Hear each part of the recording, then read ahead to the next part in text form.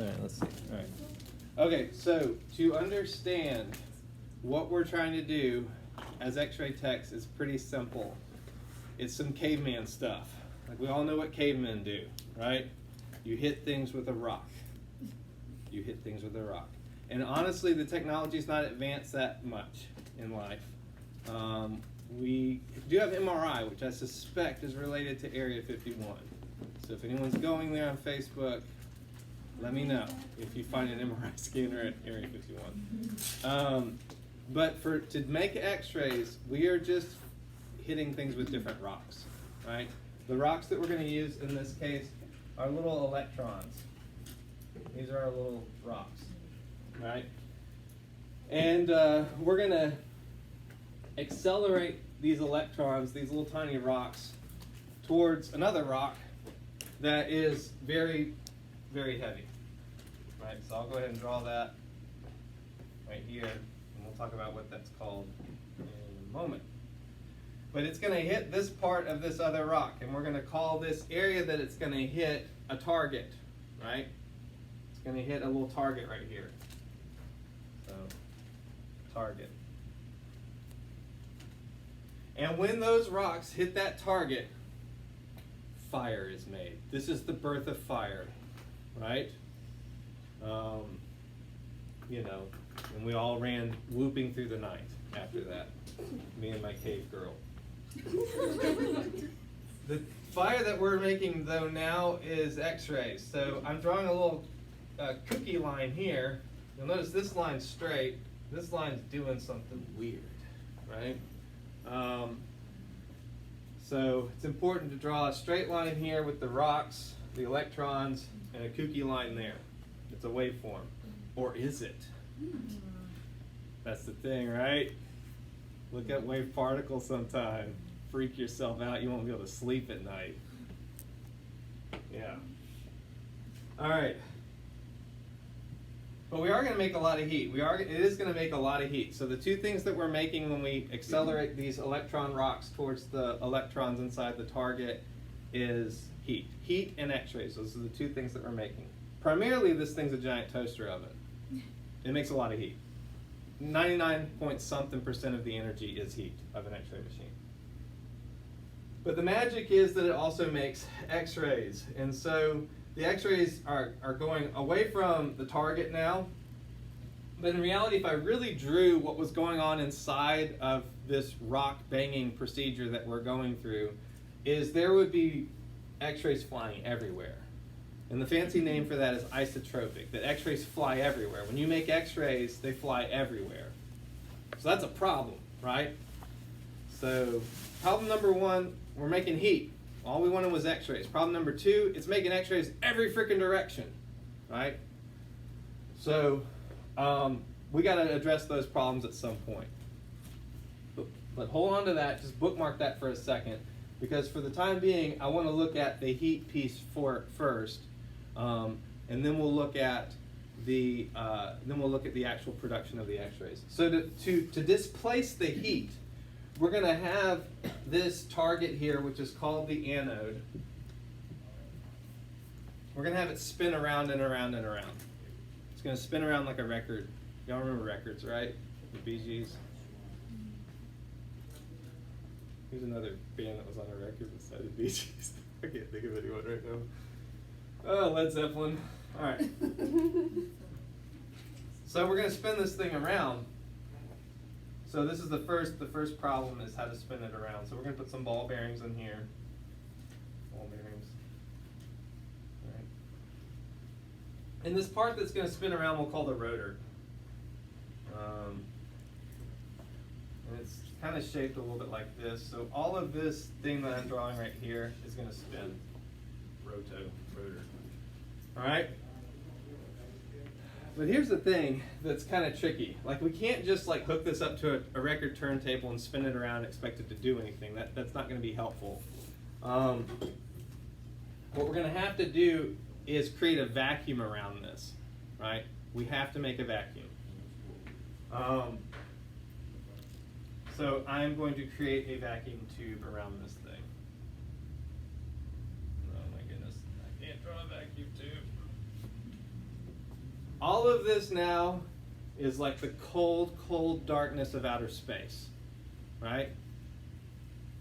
If you were lost inside of an X-ray machine, your body would explode, right, or implode. One of those, because you'd be inside of a vacuum as you drifted towards the anode. And the vacuum is there just to facilitate the banging together of the rocks.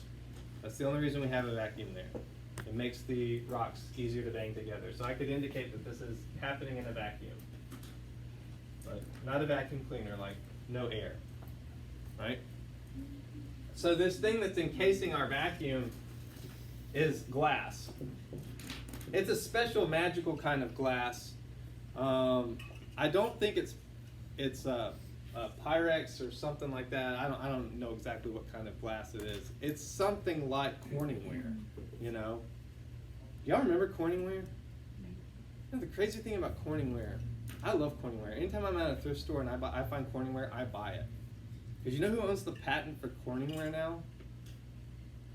The Pentagon. Every single, so they used to make pots and pans and stuff out of Corningware. And it was glass, but you could drop it on the floor all day long, it wouldn't break. You could drop it on a 5-story building, it wouldn't break. So the military wanted it because they wanted to drop bombs on people and have the Corningware break and detonate the bomb, right? They needed something that could break, but it had to take a lot of force for it to break. So that's who owns Corningware now. The glass that we're going to use is a lot like that because, again, we are banging high-powered rocks together inside of the glass. Okay, but we have to have something that produces the electrons. So over here I've got the anode. On this other side I'm going to have a cathode. I'm losing my marker. And so I've got this little coil, this little filament that produces electrons. It boils off electrons. That's all it does. Like if you're curious what this filament is, push down the button on your toaster oven and stare down into the toaster. And you will see a filament turning red, which is precisely what this does. It is releasing heat and electrons by thermionic emission. So again, giant toaster oven. Around this, we're going to have a little focusing cup. You can draw a little cup around it. This is negatively charged, and it's forcing the electrons towards the center of the filament. Why? Because we are trying to bang these rocks against a target area, so we want them targeted, right? And if you're curious, if this drawing is terrible and you can't track with my drawing, it is in your textbook. I'll give you a page number in a little bit. I'll give you a page number. You can find it. It's like chapter 8 somewhere, right? I know. It's like, is he drawing a squid? All right. So all of this over here, the filament and the focusing cup. So this is the focusing cup. Focusing cup and filament. All of this is what we're calling the cathode. All right, and it has a negative charge, right? Because it's creating electrons. So negatively charged cathode. So this must, over here, the anode must be what? Positively charged. So we've got a positively charged anode because it's attracting electrons towards it. So that's what's creating the force that is banging the rocks together. So now we have a vacuum. We're banging the rocks together, right? We're producing X-rays. We're also producing a lot of heat, right? Because this rotor apparatus is inside of a freaking vacuum. So how are we going to make it turn around? How do you? It's like a ship in a bottle. Like how am I going to make that ship do anything? And this is why we need to know a little bit about magnetism, okay? Because outside of this, we're going to have these coils of wire, we'll call them a stator, and it's outside of the vacuum, a stator. And I remember this as a goofy way to remember stator because it just stays there, right? It don't move. The rotor rotates. So the stator stays there, the rotor rotates inside a vacuum. Stator's outside the vacuum, rotor's inside the vacuum. So we've solved the heat problem. We've been able to bang the rocks together. We're making X-rays. What's the last problem we need to solve with this thing?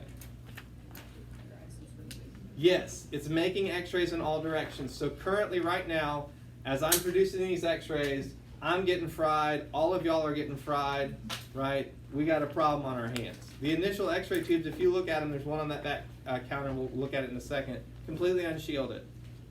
Completely unshielded. What we need is a lead housing around this. So we're gonna, I'm losing my marker. We're going to encase this whole thing in lead. Lead, right?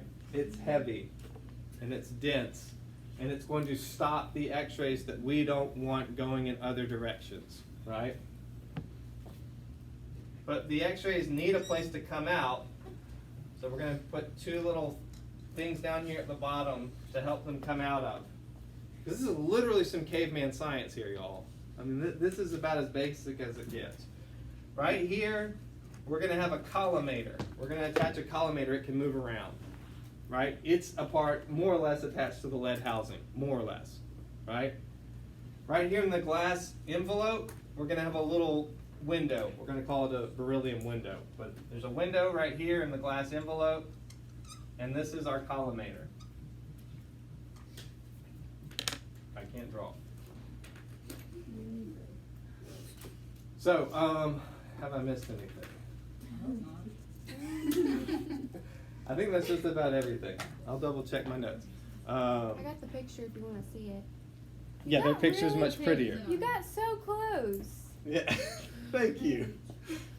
What page is it?